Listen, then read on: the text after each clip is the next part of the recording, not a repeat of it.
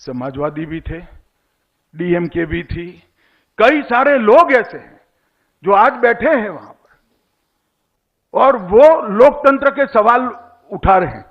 मैं उनको पूछना चाहता हूं कि आपको क्या अधिकार है भी लोकतंत्र के लिए सवाल उठाने का? आप किस पार्टी के साथ बैठे हो? जिस पार्टी ने इस देश के अंदर लोकतंत्र की हत्या करने का काम किया था और संविधान का जो दुरुपयोग हुआ वो शायद एक दुस्वप्न की तरह भारत की डेमोक्रेसी को हमेशा तक याद रहेगा।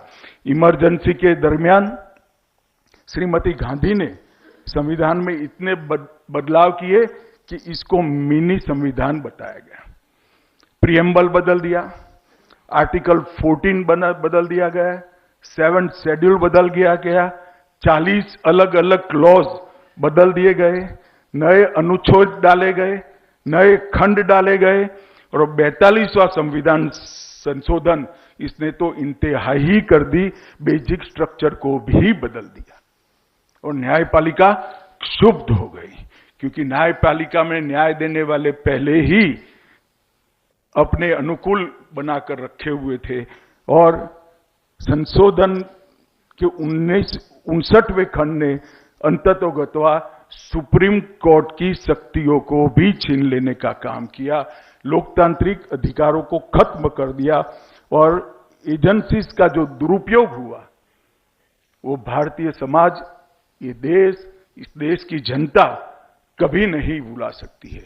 इसीलिए नरेंद्र मोदी सरकार ने एक निर्णय किया है कि हम संविधान हत्या दिन मनाएंगे क्योंकि ये समग्र राष्ट्र की चिर स्मृति में रहना चाहिए कि जब लोकतांत्रिक तरीके से चुनकर कोई व्यक्ति तानाशाह बनता है तब देश को कैसे दुष्परिणाम भोगने पड़ते हैं।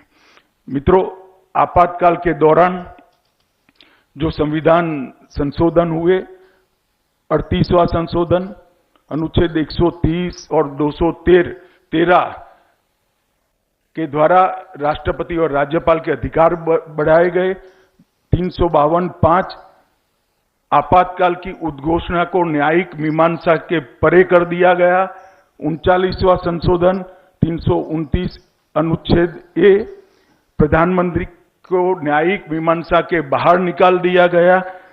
हितेश भाई राष्ट्रपति, स्पीकर, उपराष्ट्रपति का भी जिक्र करते हैं। मैं इंदिरा जी को एक चीज में मार्क देना चाहूंगा, इन्होंने इतना रखा था कि सिर्फ प्रधानमंत्री को न्यायिक मीमांसा के बाहर न रखे, साथ में 2-4 नाम कम से कम जोड़ देते हैं, इतनी तो शर्म उन्होंने बचा कर रखी थी। मगर मूल उसका उद्देश्य था प्रधानमंत्री को न्यायिक मीमांसा के बाहर काटने का। और इसके साथ अनुच्छेद 323 है और 323(b) में प्रशासनिक मामलों को निपटने वाले न्यायाधिकरणों को और अन्य मामलों को भी एक प्रकार से सरकार के अधिकार में ला दिया गया। अनुच्छेद 19 के द्वारा प्राप्त मौलिक अधिकारों को समाप्त किया और 356 के तहत आपातकाल की अवधि को बढ़ाया गया। देश की संसद की सीमा भी, आयुष्य भी बढ़ाया गया और एडमिनिस्ट्रेटिव दुरुपयोग हुआ। ये सब अधिकार जब एक जगह एकत्रित हुए, 1,11,000 लोग राजनीतिक और सामाजिक कार्यकर्ता जेल में गए। तिहाड़ जेल में 4,000 लोग मीसा के बंदी थे और जेल की क्षमता 1200 थी। 1 करोड़ से अधिक नसबंदियां हुई। मैंने मेरे जीवन में लता मंगेशकर के आवाज में ऐसे गीत सुने हैं जिसमें ड्यूएट थे। पुरुष की आवाज भी लता मंगेशकर का गाना था और किशोर कुमार की आवाज भी लता मंगेशकर, और लता मंगेशकर महिला की आवाज में भी गाती थी क्योंकि किशोर कुमार की आवाज को आकाशवाणी से बंद कर दिया गया था, कलाकारों को भी नहीं छोड़ा गया था। और मैं मानता हूं कि अन्याय काल काफी लंबा चलता, परंतु जो चाटुकार होते हैं वो तानाशाहों की चाटुकारिता से ही तानाशाही का अंत करते हैं। और अंततोगत्वा कई सारी ऐसी घटनाएं हुई। दिल्ली में झुग्गियों को नष्ट कर दिया गया। आपातकाल के बचाव में कांग्रेस पार्टी ने कभी भी कभी भी इस गलती को नहीं माना। राजीव गांधी ने भी कहा कि इसमें कुछ गलत नहीं था। राजीव गांधी ने भी दंगों को जस्टिफाई करने के लिए यही मानसिकता का परिचय दिया, दिल्ली दंगों को जस्टिफाइड करने के लिए, कि जब बड़ा पेड़ गिरता है तो धरती हिलती है। और मित्रों, और ये जो स्थिति हुई, वो स्थिति के अंत में सबसे खराब बात ये थी, बंदी प्रत्यक्षीकरण हेबियस की अर्जियों को भी खारिज करने के लिए संविधान को सुधार गए। जयप्रकाश नारायण एक ऐसे दूरदृष्टा थे जिन्होंने इसको ढंग से भापा भी था, मापा भी था। खराब सेहत होने के बावजूद जब उनको अरेस्ट करने पुलिस गई तो उनका एक वाक्य था जो भारत के लोकतंत्र के इतिहास में बहुत महत्वपूर्ण है। तानाशाह बनने वाले लोगों के लिए ये बहुत बड़ी सीख है। विनाश काले विपरीत बुद्धि, ये एक वाक्य जेपी बोले थे। और बाद में उन्होंने जब इंदिरा जी को पत्र लिखा, तब इसमें यह भी लिखा कि एक गलत फैसले को सही ठहराने के लिए आप बार बार गलत फैसले ले रही हैं और मुझे लगता है कि इतिहास आपको कभी माफ नहीं करेगा। और मित्रों, जेपी देश के सभी लोगों की आवाज बने और उसी आवाज ने हमें फिर से लोकतंत्र की भेंट दी। देश में करोड़ों लोगों ने इमरजेंसी के खिलाफ संघर्ष किया। राष्ट्रीय स्वयंसेवक संघ के सैकड़ों कार्यकर्ता, लाखों कार्यकर्ता सत्याग्रह करते रहे, रोज जेल में जाते रहे और डरे बगैर, थके बगैर इसके खिलाफ लड़ते गए।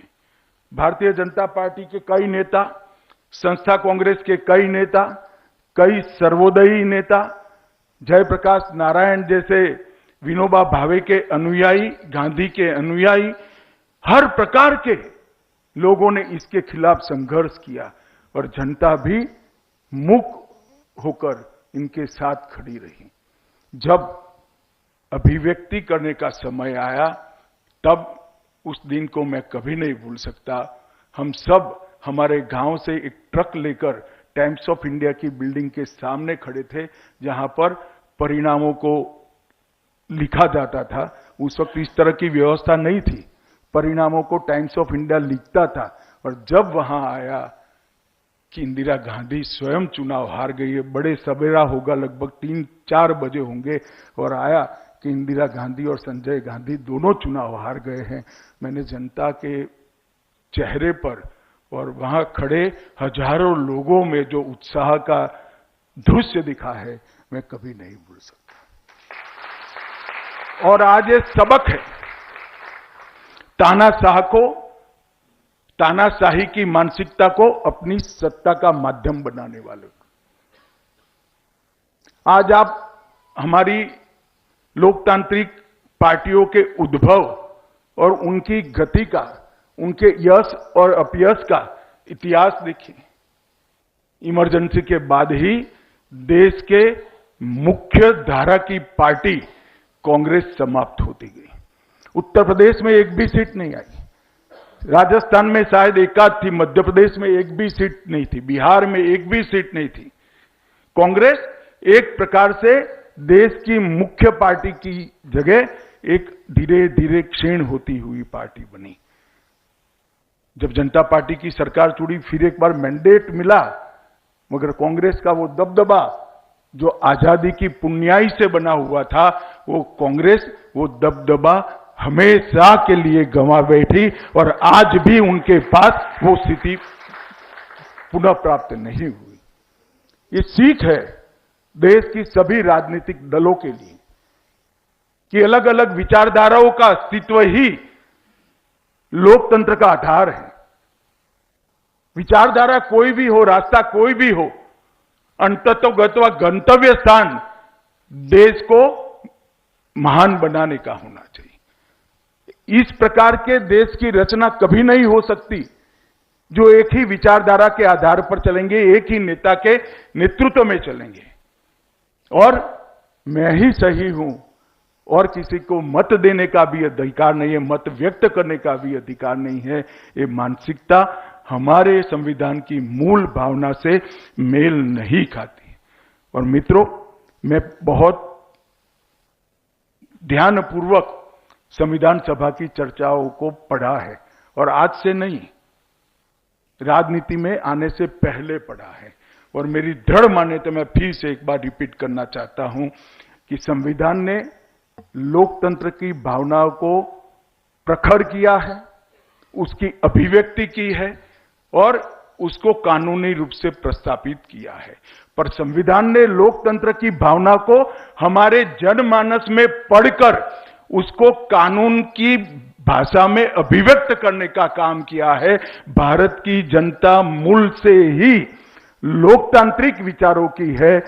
हम अलग अलग विचारों को, अलग अलग विचारधाराओं को और अलग अलग मतों को सम्मान देने वाले लोग हैं। ये हमारी हजारों साल की संस्कृति है और इसीलिए मुझे पूरा भरोसा है कि इस देश में, हम इस देश को लोकतंत्र की जननी भी मानते हैं। इतिहास की दृष्टि से देखें तो भी, शासन पद्धति की दृष्टि से देखें तो भी सबसे पहले लोकतंत्र का जन्म हमारे देश में हुआ है। पंच का विचार, सरपंच का विचार इस देश में आया है। श्री कृष्ण कभी राजा नहीं बने थे, एक गणतंत्र था। वैशाली और कई सारे गणतंत्र बुद्ध के काल में भी हुए। मल्लों का गणतंत्र था, वैशाली का गणतंत्र था और ये सभी सबसे पहले विश्व में यहां पर आए।